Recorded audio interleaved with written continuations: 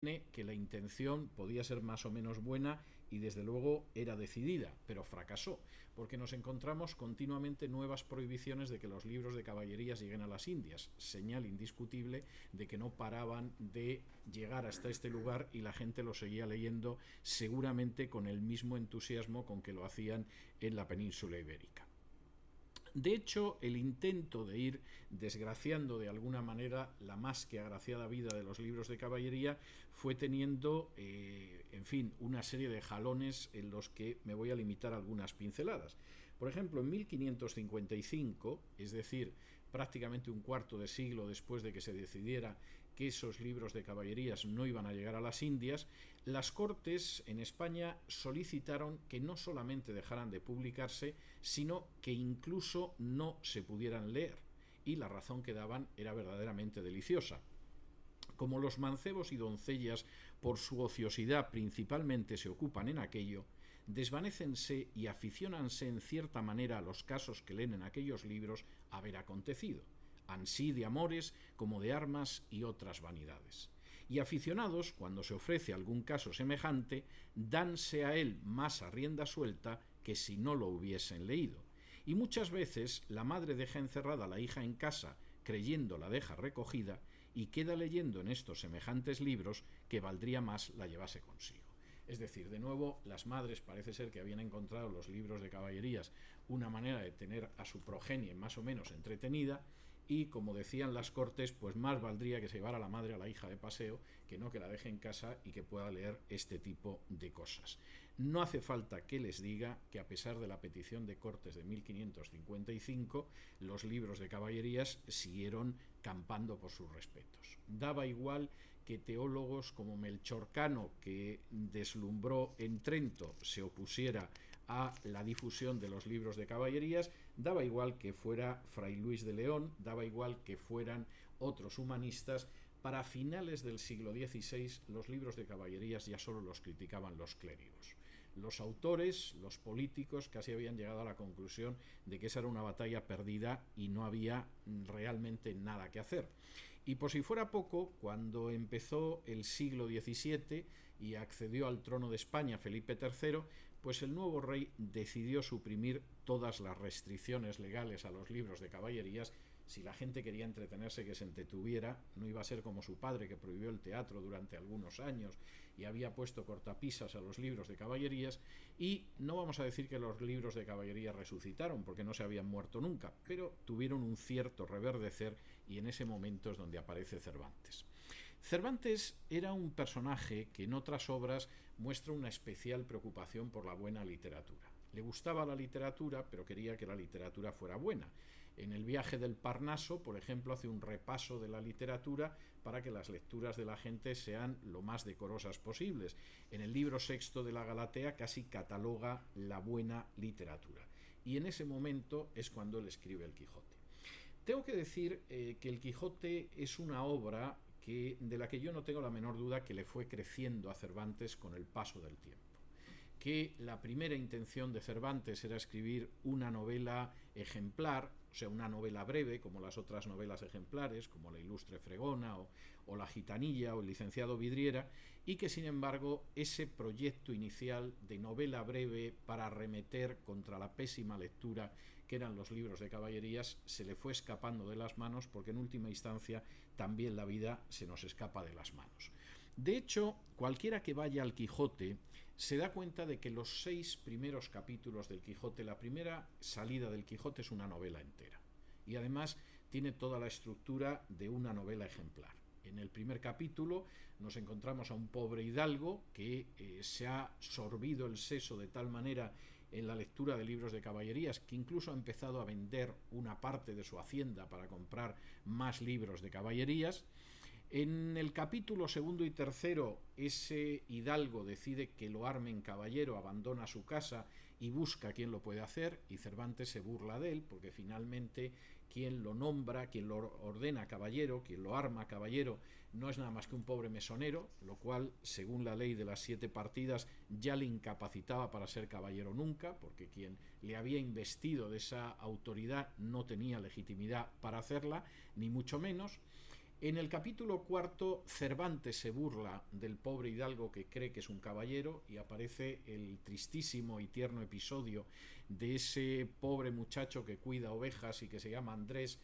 al que está flagelando contra un árbol el rico Aldudo, que es un personaje que, en fin, considera que al otro se le ha extraviado alguna oveja y por si acaso verdaderamente le está dando una paliza de esas que no se te olvida lo que tienes que hacer en el futuro. Y lo tremendo del asunto pues es que Don Quijote amenaza con su lanza a Aldudo el rico, Aldudo le deja, dice que va a tratar bien al muchacho, pero apenas Don Quijote ha vuelto las grupas de Rocinante y se aleja, le vuelve a atar a Andrés y le da una somanta que es todavía peor que la que le había dado antes, lo cual es una triste burla de hasta qué punto la locura del hidalgo impulsado por la lectura de libros de caballerías no se sostiene. Y cuando finalmente, en otra de sus hazañas, en ese mismo capítulo cuarto de la primera parte, el hidalgo Alonso Quijano es molido a palos y finalmente llega a su hogar, ahí se produce la conclusión, la familia de él, la sobrina, el ama, el barbero y el cura hacen un escrutinio de la biblioteca del pobre hidalgo, de Don Quijote, queman la mayoría de los libros que son malos, en el caso de los libros de caballerías casi la totalidad, y el pobrecillo pues se queda en casa después de que lo han molido a palos en una aventura que no ha tenido mayor relevancia. Seguramente la historia de Don Quijote acababa ahí inicialmente. Es una novela ejemplar perfecta, muestra la locura de la lectura de los libros de caballerías, muestra con el humor y la ternura típica de Cervantes cómo el intento ha fracasado y finalmente pues nos dice que hay que leer buena literatura, que el resto de los libros de caballerías se pueden arrojar tranquilamente a una hoguera en el corral de la casa y ahí terminaría. Pero por razones que se nos escapan, Cervantes se había encariñado con el personaje. Y lo que en un primer momento pudo ser simplemente una novela ejemplar, además hubiera sido una de las mejores novelas ejemplares de Cervantes, se convirtió en algo mucho más amplio que es la primera parte del Quijote. De alguna manera, Alonso Quijano no se queda donde está, decide realizar una segunda salida. Cervantes introduce otro personaje que va a ir siempre cabalgando al lado de Don Quijote y que es el pobre y codicioso Sancho Panza, y tenemos la primera parte del Quijote, lo que inicialmente fue todo el Quijote. La primera parte del Quijote persiste en esa idea de poner en ridículo, de burlarse, de escarnecer a los libros de caballerías, pero ya van más allá. En esa primera parte del Quijote, Cervantes va introduciendo otros elementos que además son típicos de la visión que tiene él en esos momentos. Por ejemplo, es un libro donde se habla del amor a la patria y a la libertad, en la historia del cautivo, que es uno de los personajes que aparece en la primera parte, un español que como Cervantes fue capturado por los piratas berberiscos, llevado a Argel y que consigue después escaparse, y por cierto Cervantes utiliza personajes históricos dentro de la trama de esa primera parte del Quijote. Es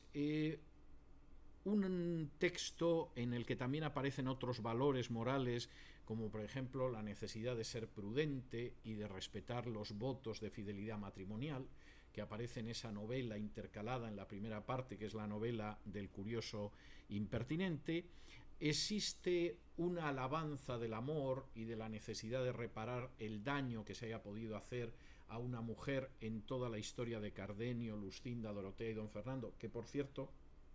tengo que decir que es un hecho real que posiblemente Cervantes conoció cuando se dedicaba a recaudar impuestos por Andalucía, aunque la historia no acabó tan bien como en el Quijote, que tiene un final feliz, sino que acabó de una manera bastante más triste. Y aunque el ataque a los libros de caballería se ha mantenido en lo que va a ser la mayor parte del cuerpo de esa primera parte del Quijote, sin embargo hay otros elementos muy distintos. Cervantes en esa primera parte del Quijote es un español muy de la época. Es un español que cree en el imperio español, que califica la victoria de Lepanto como la más alta ocasión que vieron los siglos. A fin de cuentas él había combatido en Lepanto con notable heroísmo, que cree en las relaciones entre hombre y mujer muy en el estilo clásico de la época, no calderoniano, pero sí en el sentido de que efectivamente la palabra que se da a una mujer hay que cumplirla, que cuando se ha producido determinado tipo de relación amorosa, eso significa un compromiso y hay que hacer frente a ese compromiso, etcétera, etcétera, y de alguna manera esa primera parte del Quijote mantiene todavía el mensaje de ataque a los libros de caballerías, pero ya se ha ido entrelazando con muchas otras cuestiones que tienen paralelo en esa primera parte de la vida de Cervantes. Posiblemente, si el Quijote hubiera quedado reducido a esa primera parte, donde se percibe todavía algún defecto narrativo, Cervantes no es capaz de hacer un relato lineal, ocasionalmente introduce novelas que le parece que quedan bien dentro de la trama, etc. El Quijote sería una buena novela, sería una de las grandes novelas del periodo del Renacimiento y del Barroco, pero no sería la obra maestra que conocemos hoy en día. Y aunque él mismo se burla diciendo que nunca segundas partes fueron buenas, la verdad es que el Quijote es lo que es gracias a la segunda parte del Quijote. Yo incluso me atrevería a decir que la segunda parte del Quijote es una obra aparte, se publicó como obra aparte y además con años de distancia, y es una obra mucho más madura, mucho más profunda, y que recoge de manera muy clara lo que yo me atrevería a decir que es no uno de los mensajes del Quijote, sino el mensaje del Quijote, que es el final de la propia vida de Cervantes. En términos formales, la segunda parte del Quijote es una obra técnicamente mucho más madura. Cualquiera, aunque los episodios más conocidos del Quijote sean casi todos de la primera parte, los molinos de viento, etcétera, etcétera, la verdad es que la segunda parte está mucho mejor escrita. En términos técnicos es una obra mucho más madura, de un autor mucho más decantado, con mucho más oficio. Los personajes están mucho más acabados que en la primera parte, aunque haya personajes que vuelven a aparecer, como Sancho Panza. El Sancho Panza de la segunda parte es un personaje que vuela con muchísima más altura que el de la primera, incluso pasa con Don Quijote, y además la acción es una acción mucho más unitaria y mucho más lineal que en el primer caso. A veces en la primera parte del Quijote uno tiene la sensación de que va un poco a trompicones. En la segunda parte la verdad es que la acción transcurre de una manera magistral, es una novela magistral. Esto además que haría referencia a los aspectos formales del Quijote, va unido al hecho de que también Cervantes ha cambiado mucho. Han pasado años y han pasado muchas cosas. Por ejemplo, Cervantes, que se había planteado que quería pasar a las Indias, porque ciertamente en España tenía mal acomodo y que no se le permitió pasar a las Indias. Cervantes hubiera podido acabar sus días en México con facilidad, pero no le dejaron pasar y eso por lo menos nos permitió el Quijote. A esas alturas es una persona que tiene un buen pasar económico. De hecho, el estudio que se ha hecho de la biblioteca de Cervantes deja de manifiesto que era una persona que no andaba mal de dinero y se podía permitir gastar bastante dinero en libros, pero ese buen pasar económico no era la riqueza, no era el acomodo total, y además era un hombre ya anciano, era un hombre enfermo y era además una persona convencida de que nunca le iban a hacer justicia ni en España ni en la corte. De hecho, la segunda parte del Quijote empieza con esa anécdota inventada en la que él dice que el emperador de la China se lo quiere llevar a la China para premiarle porque ha leído la primera parte del Quijote, pero él se queda en España porque hay un noble que le va a ayudar, lo cual es una manera elegante de decir: en China me harían más caso que aquí, que tengo que estar pues dependiendo de lo que el noble este bien disponga, y es bastante claro. Es una persona que estaba muy decepcionado de su hija Isabel a esas alturas, lo cual era muy triste, porque él había escrito que el amor de las hijas era mejor que el de los hijos, pero al final la hija no respondía como él había pensado, y en esa pesadumbre de sus últimos años, pesadumbre tengo que decir que más que amarga, tierna, pero no por ello menos dolorosa, incluso se acuerda de que tuvo un hijo ilegítimo en sus años de soldado mozo en Italia, que se llamaba Promontorio, y se pregunta a buenas horas qué habrá sido del Promontorio que engendró en sus años de mocedad. Y al mismo tiempo Cervantes es un personaje muy volcado a inquietudes espirituales que hasta entonces aparecen en algún momento en sus obras, pero no de la misma manera. Esto hace que el cuadro que aparece en la segunda parte del Quijote y el mensaje muy explícito de Cervantes en esa segunda parte ya vaya mucho más allá de atacar los libros de caballerías o comentar otro tipo de cosas. Por ejemplo, Cervantes tiene una visión